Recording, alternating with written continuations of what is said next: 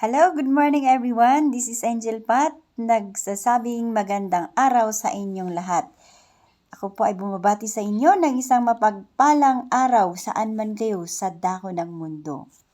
Sa ngalan ni Jesus. Ang video na ito ay tungkol sa nakasaad sa banal na aklat sa libro ng Hebrew 9:27 na ang sabi doon, "And as it is appointed for men to die once, and after this, the judgment." Anong ibig sabihin doon mga kababayan, mga kaibigan, brothers and sisters? Ang tao ay tinadhana o itinakda na mamuhay ng minsan lamang at mamatay ng minsan lamang at pagkatapos ay ang paghuhukom.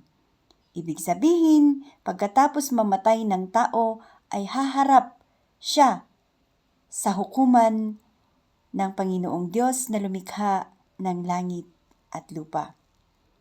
Ibig sabihin, hindi na pwedeng bumalik ang tao pag namatay na at magsabi-sabi ng kung ano-ano.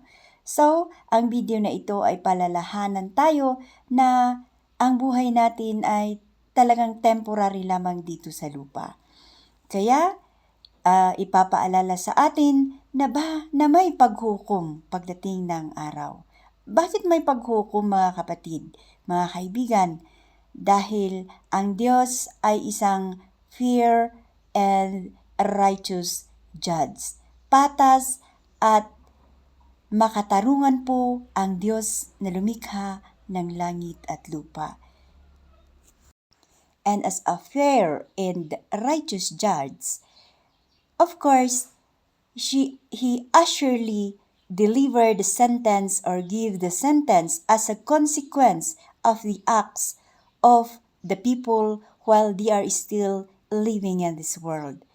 Kaya, pero bakit ganon? Di ba mapagmahal, mapagpatawad ang Diyos? Yes, exactly.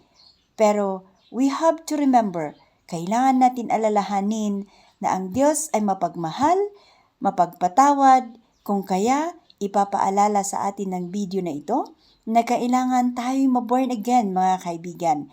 Kailangan nating magbago sa isip, sa gawa, sa pananalita, and all aspects of our lives, brothers and sisters. Kailangan nating magsisi at baguhin ang buhay natin dahil sa pananampalataya at pagsunod natin sa Diyos na lumikha ng langit at lupa.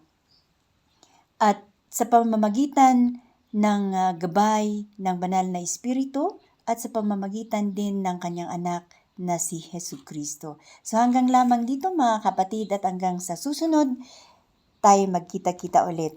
Purihin ang Diyos at basbasan naman kayo. Oh, may God bless you.